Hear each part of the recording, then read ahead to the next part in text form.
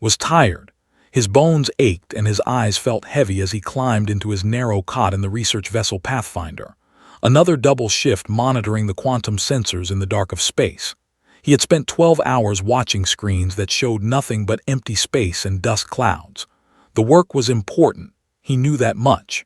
They were studying spatial anomalies near the expanse, looking for answers to questions about how the universe worked. But tonight did not care about the mysteries of space. He cared only about sleep. The small room hummed with the sound of the ship's life support systems. Had grown so used to this sound that he barely heard it anymore. It was the background noise of his life out here, far from Earth, far from everything he knew. He took off his shoes and uniform and lay down in his cot. The mattress was thin and uncomfortable, but it was what he had. Within minutes, his eyes closed and he drifted away into sleep. When opened his eyes again, everything was wrong. The ceiling above him was not the gray metal he knew. It was smooth and glowed with soft light that seemed to come from inside the material itself. The light was blue and silver and it pulsed like a living thing breathing. Sat up quickly, his heart starting to beat faster. This was not his cot. This was not his room. This was not his ship. He looked around and saw that he was in a huge space, far larger than any room on the Pathfinder. The walls extended up so far he could barely see where they ended. The walls had patterns carved or grown into them, and the patterns caught the light and threw it back in strange ways. There was a smell in the air, something like flowers but different, something that made his head feel light and his thinking feel slow. Got out of the bed and stood on his feet. The surface under his feet was not metal or stone. It felt like crystal but warm.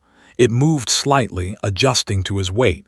This was not human technology. Knew every system on the Pathfinder. He had studied engineering and physics. This was something completely alien. A sound came from the far end of the room. A figure moved toward him out of the darkness. It was tall, much taller than any human. The figure was female in shape, with long arms and legs and a thin waist. But she was not human. Her skin seemed to shift color as she moved, going from deep purple to dark blue and back again. Her eyes were enormous, much larger than human eyes, and they were black like the night sky with stars hidden inside them. When she moved, it was like watching a dancer, smooth and controlled and beautiful. She spoke and heard the words not with his ears but inside his mind. The words formed in his brain, and he understood them as clearly as if she had spoken English to him. But she had not spoken English. Her mouth had not moved at all. "Welcome, chosen one," the voice said inside his head. "I am Empress of the 7th Dominion. You have been brought here because you are the one worthy to stand beside me. You are the one I have been searching for across 10,000 stars." Stepped backward, his hands came up in front of him. "Who are you? Where am I? What is happening?" His voice sounded small and weak compared to the power of her presence. Moved closer. She was not threatening, but her size alone was enough to make nervous. He had seen alien species on broadcasts from Earth, but never anything like this. Never anything so large, so powerful, so clearly intelligent and aware. "You were sleeping on your small ship," said, her voice continuing to speak only in his mind. "My scientists found you there. They reached through the dimensional boundaries between our worlds. Your body was extracted while you slept. You did not feel pain. You did not wake during the process. You were brought here safely." "This is insane," said, his voice shook. "You have to send me back. My crew will be looking for me. They will send a rescue mission. They will find me." "Your crew believes you are dead," said simply. "Your vessel experienced a catastrophic power failure. It was recorded as a tragedy. Your body was thought lost in space. No rescue mission will come for you. You have been given a second chance at life. You have been brought here for a great purpose." Felt the room spin slightly. He sat down on the edge of the crystal bed. "What purpose? Who are you? Why did you take me?" "I am the ruler of the 7th Dominion," explained. "My people have controlled this region of space for 3,000 years. I am the first female of my line to rule in 500 years. By our laws and traditions, I must produce an heir to secure my throne and my people's future. But I have searched among my own kind and found no mate worthy of this task. Our genetics are too perfect, too identical. Our children lack the strength that comes from diversity." She paused, and when she continued, her voice seemed different. It seemed younger somehow, more emotional. "Then my scientists showed me images of your people, humans, a species that should not have survived on a world so harsh, so violent, so deadly. Yet you did survive. You built cities and machines and art. You loved your families with a fierceness that our people have forgotten. You sacrificed yourselves for others without thinking of the cost." "That doesn't explain why you took me," said. "There are billions of humans. Why me?" "Because you are unique among your kind," said. "My scientists analyzed your actions, your choices, your behavior. They showed me your history, your character. When your ship was dying, you did not panic. You did not try to save yourself. Instead, you worked to ensure that your crew would receive a proper burial in space. You were willing to die with them rather than abandon them. This act of honor, this refusal to leave those you cared for, this is what makes you special." Did not speak for a long time. He thought about the Pathfinder. He thought about Captain Hayes and Chief Engineer Robert. He thought about all the people he had worked with. Had they really thought him dead? Were they mourning him right now? "I cannot go back," he asked quietly. "No," said. "The dimensional rift has closed. The technology required to reopen it is beyond even my power now. You are here, you are in my world now, but I am not a cruel being. I will not force you to do anything you do not wish to do. You will be treated with respect. You will be given everything you need. And if, in time, you choose to share my life and my future, I would be honored beyond measure." Looked up at the Empress. Her enormous eyes watched him with what he could only describe as hope. She was an alien. She had kidnapped him from his ship. She wanted to use him to create hybrid children for her empire. By every logical measure, he should refuse. He should fight. He should try to escape. But as he looked into her black eyes filled with distant stars, something inside told him that his life as he had known it was truly over. The man who had gone to sleep in his cot on the Pathfinder would never return. That life was closed off to him. What lay ahead was unknown and strange and frightening. But it was his new reality. 3 days passed. Learned that time moved differently in the Dominion ship. The light in his chambers never changed from the soft blue and silver glow. There was no sunrise or sunset, no day or night. Time became measured only by when he slept and when he woke. Explained that the ship used artificial cycles to help the crew maintain their natural rhythms, but she had disabled these cycles in his room. She wanted him to rest as much as he needed. The first day tried to leave his chambers. Guards stood outside the doorway, but they did not block his path. They simply watched him. He walked down a corridor that seemed to stretch forever. The walls were the same smooth material as his room, and they glowed with the same soft light. He passed through open spaces that were larger than football fields. He saw technology he could not understand, machines that hung from ceilings or grew from walls. After an hour of walking, realized he had no idea where he was or how to get back to his room. He turned around and retraced his steps, and the guards simply followed at a distance. When he reached his chambers again, he felt defeated. This ship was too large, too complex, too strange. There was no escape. On the second day came to him with food. It was not human food, but it had been prepared in a way that his body could digest. The taste was unlike anything he had experienced on Earth.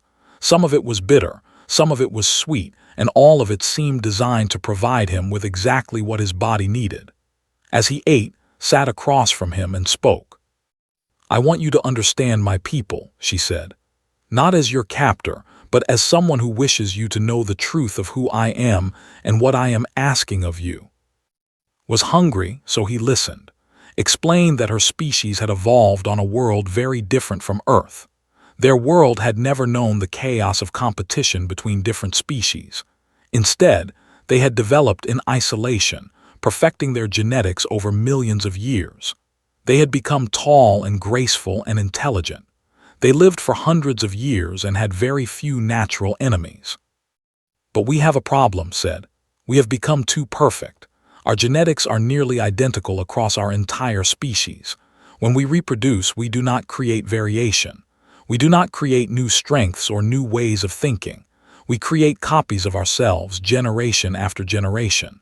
And slowly, without enemies to fight or challenges to overcome, we have grown weaker, not in body but in spirit. She looked at with those enormous eyes. Your people are different. You come from a violent world. Your world tries to kill you every day. Predators hunt you. Weather destroys you. Disease strikes you down. Yet your kind survives.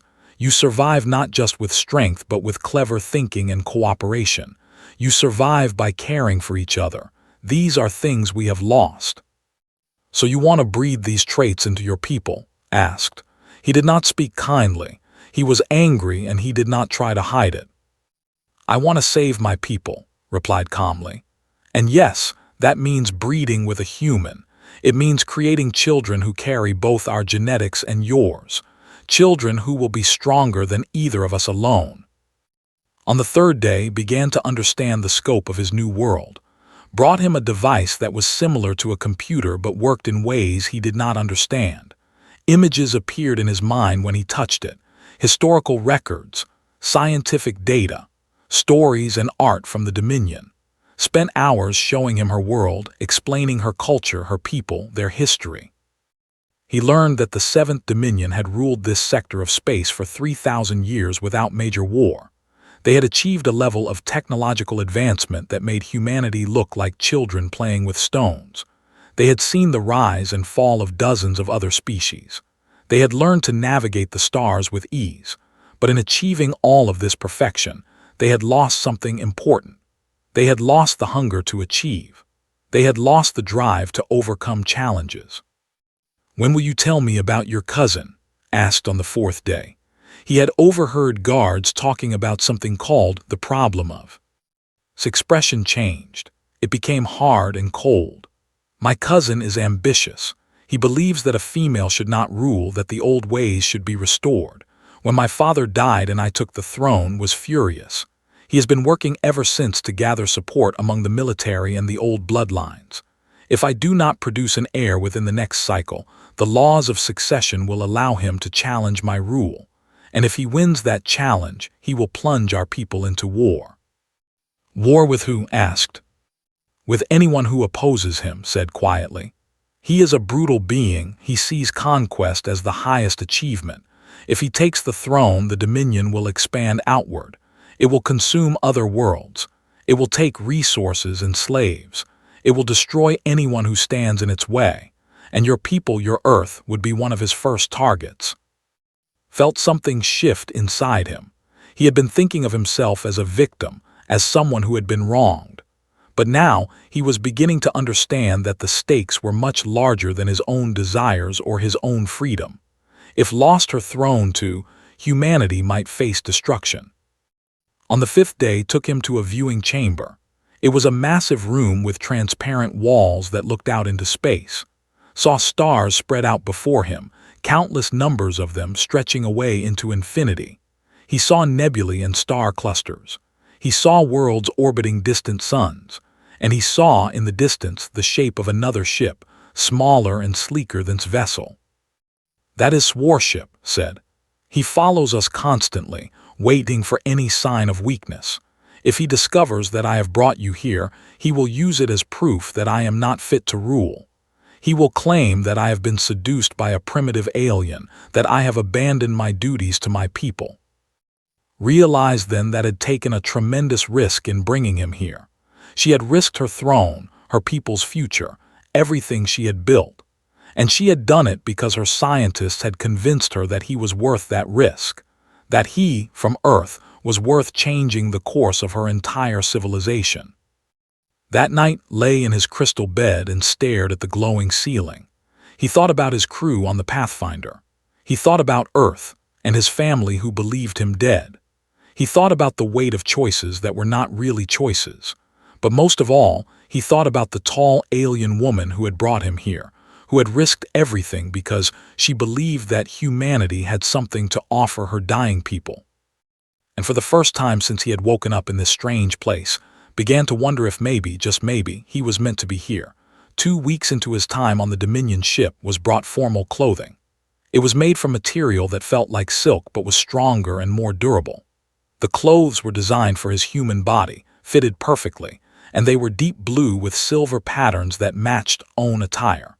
When he looked at himself in the mirror, he barely recognized the man looking back. Tonight is the diplomatic gathering, told him. She had come to his chambers to prepare him for what was ahead. The ambassadors from the major powers of this sector will be present. I will introduce you as my chosen mate. This is important. The moment I present you to the Council of Powers, your status will be known across the entire galaxy. There will be those who are pleased and many who will be angry. Why? Asked. Why does it matter so much who you choose to breed with? It is your body. It is your decision.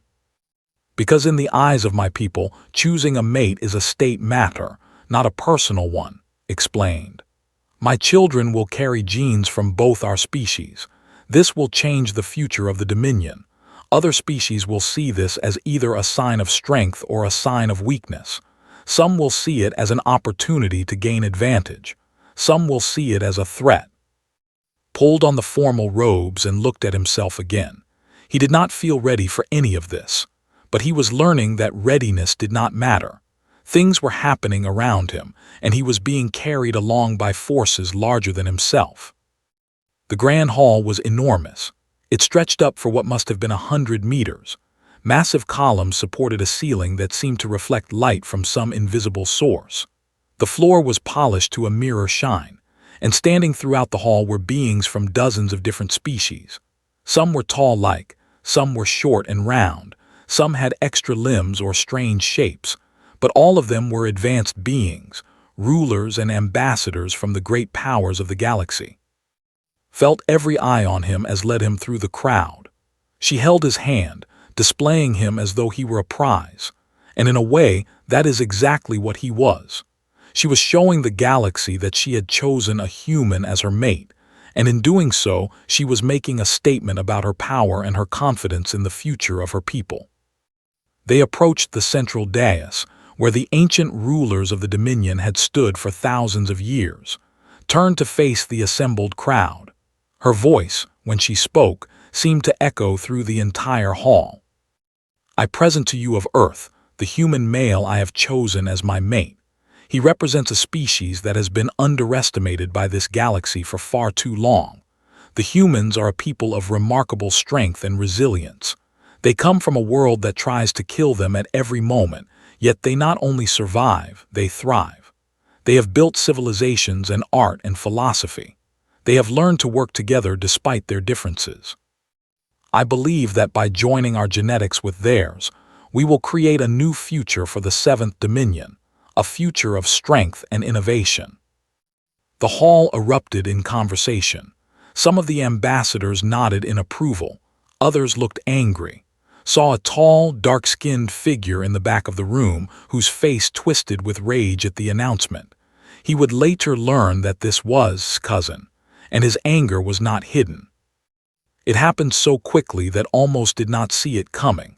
One moment was standing beside him, her hand still holding his. The next moment, the lights in the hall flashed, and energy beams began to cut through the crowd. The beams were designed to kill, and they left burning trails in the air as they passed. But they were not aimed at, they were aimed at. 3 figures moved through the crowd toward him, their weapons blazing. Did not have time to think or plan. He did not have time to be afraid. His body moved on pure instinct. He dropped to the floor and rolled toward the nearest attacker. The energy beams passed over his head, so close he could feel the heat. Years of training from human military service kicked in.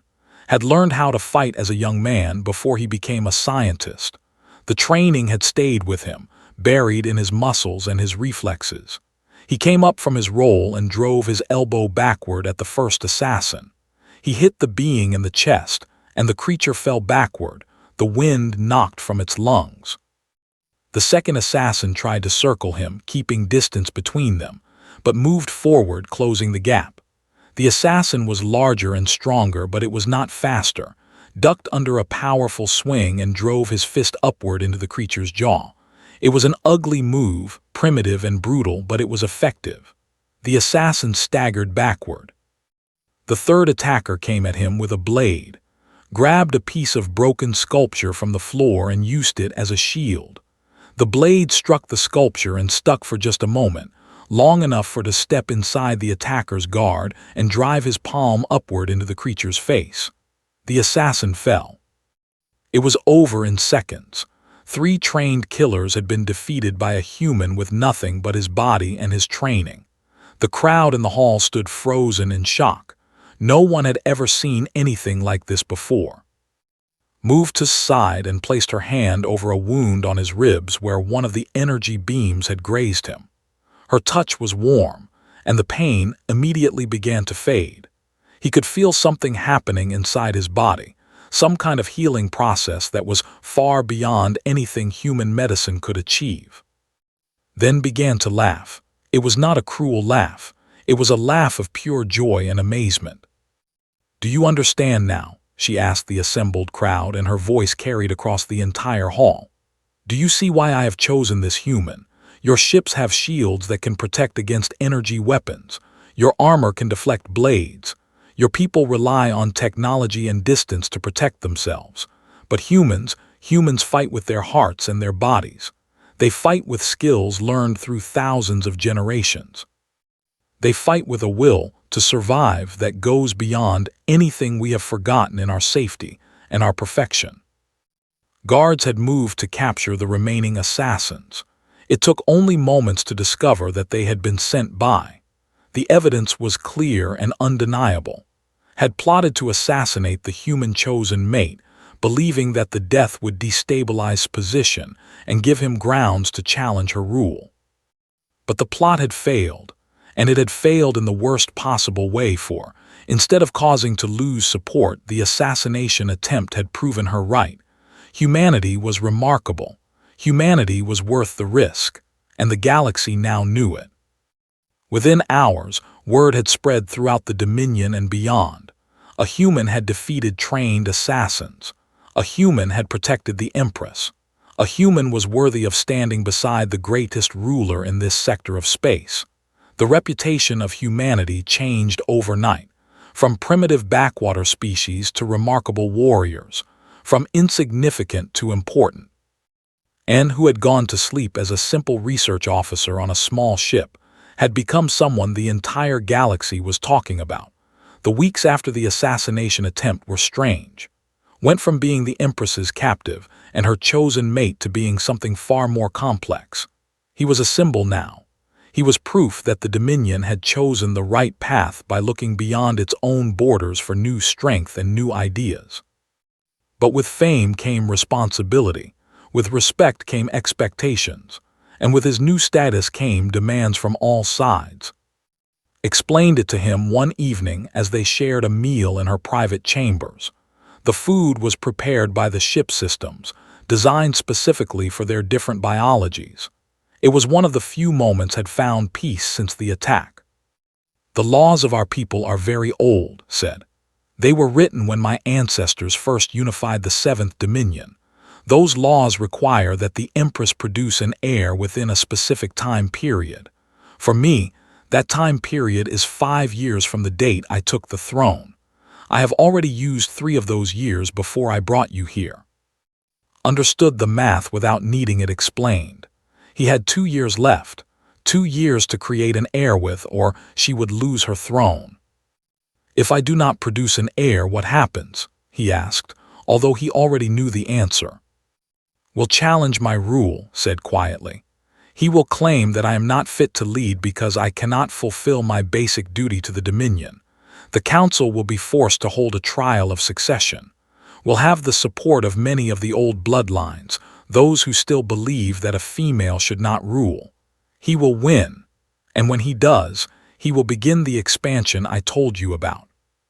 "How long would it take, from the time he takes power to the time he begins attacking human worlds?" asked. "Weeks," said. "Perhaps months, but not longer than that. has been preparing his military forces in secret for years. He has already drawn up plans for conquest. Your world, Earth, is one of his first targets. He sees humanity as a threat because of you, because you proved that humans are stronger than his people believed. He will want to crush that threat before it can grow. Thought about Earth. He thought about the billions of people living their lives, completely unaware that their world was in danger. He thought about his family, about his crew on the Pathfinder, about all the people he had known and cared for. "What if I refuse?" he asked. "What if I tell you that I will not create children with you, no matter what the consequences are?" Looked at him with her enormous eyes, and for the first time, saw something that looked like pain in her expression. "Then I would be forced to send you back to your world. I would activate the dimensional rift using the last of my power reserves. You would return to the Pathfinder as though you had never left, though the jump would be painful and dangerous. The memory of your time here would be locked away in your mind, becoming like dreams that fade upon waking." "And you," asked, "what would happen to you?" "I would face alone," said. "Without an heir, without proof that I have the strength to lead my people into the future, I would lose everything. My throne, my power, my position. Everything my father worked for would be destroyed, and everything that I might have accomplished would be erased by his conquest and his war." Stood and walked to the viewport. He looked out at the stars. Somewhere out there was Earth, so far away that not even the Dominion's fastest ships could reach it in a reasonable amount of time. But it was his home. It was where he had come from. It was where people he loved were waiting for news of his death. "You said I would not remember," he said, "that the memories would fade like dreams." "Yes," confirmed. "Your mind would record the experience, but it would become dreamlike and uncertain. Within a few months, you would begin to wonder if it all really happened. Within a year, you would be almost completely certain that it was all imagination, a vivid dream that your mind created while your body was in the dimensional rift." "Then you would remember everything," said. "It was not a question." "Yes," said. "I would remember every moment we spent together, every word we have spoken, every small moment of connection, however small or insignificant it might seem. For me, forgetting you would be impossible. I would carry the memory of you for the rest of my very long life." Turned away from the viewport and looked at. She was sitting on a cushion, her enormous frame somehow making herself appear small. She was not ordering him to do anything. She was not threatening him or manipulating him. She was simply stating the facts and accepting whatever choice he made. Over the following days, made his decision. He began negotiations with his advisors. He told them what he wanted in exchange for his agreement to stay and create an heir with the Empress. Earth must be protected by the Dominion, he told them. Not conquered, not absorbed, but protected. Humans must have the right to govern ourselves. We must be allowed to develop as we choose. And humanity must be granted a place at the table of galactic powers. We must be recognized as equals, not as primitives. The advisors were shocked by his demands, but they also understood his position. Without his agreement, there would be no heir and would take the throne. Anything was better than that outcome. It took weeks of negotiation, but eventually a treaty was drafted. Earth would receive protection from the Dominion. Human colonies on other worlds would be granted self-governance. Most importantly, humanity would be given representation on the Dominion's Council of Powers. Humans would no longer be insignificant. They would have a voice in the galaxy's future. When the negotiations were complete, signed the treaty alongside and the Dominion's highest officials. At that moment, the fate of humanity changed. An entire species was lifted from obscurity to importance, and it was because one man had bargained for their freedom. Looked at him with something that went beyond respect. "You could have asked for anything," she said. "You could have demanded wealth, power, comfort, but instead you asked for the protection of your people." "They deserve it," said simply. "And more importantly, they did not choose to be part of this situation. I did. When I agreed to stay here and accept my role as your mate, I made a choice for myself. But that choice has consequences for billions of other people. I had to make sure those consequences were positive. For the first time, felt like he was truly in control of his situation. He was no longer a captive or a victim of circumstance. He was an agent of his own destiny, making choices that would echo across the galaxy for generations to come. The night before the conception ceremony, did not sleep. Instead, he walked the corridors of the Dominion ship, thinking about everything that had led him to this moment. He thought about the Pathfinder and the life he had left behind. He thought about his family on Earth, and wondered if they still mourned him, or if they had moved forward with their lives. He thought about the powerful alien woman who had taken him from his life and placed him in a situation that seemed impossible. But he also thought about who she was underneath the title of Empress. She was a ruler who carried the weight of an entire civilization on her shoulders. She was a being who had risked everything, including her own future, because she believed that humanity had something valuable to offer her dying people. Walked to the observation deck and stood looking out at the stars. They were beautiful, but they were also cold and distant. He thought about how small he was, how insignificant in the grand scheme of the universe. And yet, here he was, about to make a choice that would reshape the future of multiple species. The guards followed him silently, but they did not try to stop him. He was no longer a prisoner who needed to be controlled. He was the chosen mate of the Empress, and he was walking toward his destiny willingly. As the night progressed toward morning, found himself standing outside the conception chamber. The door was sealed, but it recognized his presence and began to open. Inside, he could see a room unlike anything he had ever seen before. The walls glowed with a soft golden light, and the air seemed to shimmer with energy. He could feel power radiating from the space, ancient power that had been used by his people for thousands of years. Was already there. She stood at the center of the chamber, her iridescent skin glowing in the golden light. When she saw, she turned toward him. For the first time, she looked uncertain. The all-powerful Empress, the being who ruled an entire sector of space, looked vulnerable. "You do not have to do this," said. Her voice, speaking inside his mind, was soft and almost gentle. "I can still send you home. I can reopen the dimensional rift, even though it will cost me most of my power and resources. You can return to your people and your life. The memory of your time here will become dreamlike and faded, and within a year you will not be completely certain that it ever happened at all. You can be free of this burden." Looked at her, really looked at her, and he saw not the Empress or the powerful alien being. He saw a person, a being who had opened her heart to him despite the fact that he had come to her against his will. She had taken him, yes, but in the weeks since, she had given him agency and choice. She had listened to his demands and agreed to protect his people. She had treated him not as a possession or a tool, but as an equal. "If I go back," said slowly, "if I choose to return to Earth in my old life, would you remember?" "Yes," said, "I would remember every moment, every conversation we have had, every time you challenged me or made me think differently about my own people, every small moment of connection between us. I would carry those memories for the rest of my life, which is a very long time." Took a step forward, then another. He moved toward until he was standing directly in front of her. He looked up at her enormous eyes, filled with stars and intelligence, and something that looked very much like love. "Then I stay," he said, "not because I was taken from my ship, not because of treaties and alliances or the fate of my people, not because of duty or obligation.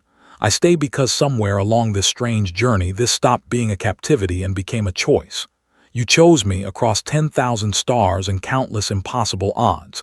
You saw something in humanity that was worth risking your throne for. Now I choose you. I choose this future. I choose to stand beside you and build something new with you." Reached out and took his hand. Her touch was warm and it seemed to ground him, to make everything real and concrete. "I was afraid you would choose to leave," she said softly.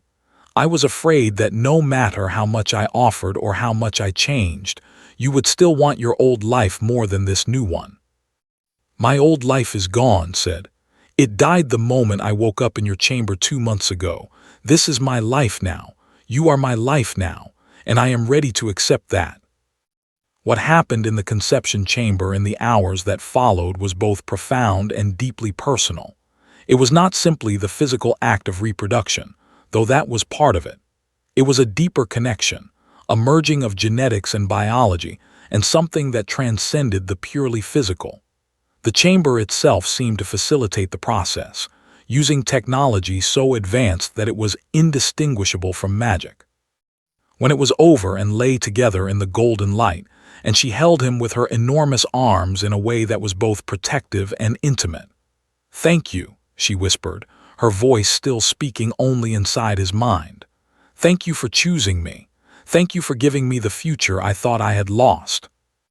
6 months later, announced to the galaxy that she was pregnant. The news spread across the known worlds like a wave. The Empress of the Seventh Dominion, the most powerful ruler in this sector of space, was carrying a hybrid child, a child of both dominion and human genetics, a child that represented a union between species that had been separated by millions of years of evolution and millions of light years of space. The news sparked celebrations throughout human space. After being seen as primitive and weak for centuries, humanity had become allies with the greatest power in the galaxy. Human worlds received aid and protection. Human scientists were invited to study alongside Dominion researchers. Human culture and art began to spread throughout the galaxy. And the man who had gone to sleep as a simple research officer on a small ship remained at side, no longer as a captive or even as a mate, but as a true partner and equal. He had come to love her, not because he was forced to, but because she was worthy of love. She was a being who had the courage to change, the vision to see beyond her own people, and the strength to risk everything for what she believed in. In the end, the greatest power in the galaxy did not come from weapons or technology or political maneuvering. It came from the choice to build something new with someone different.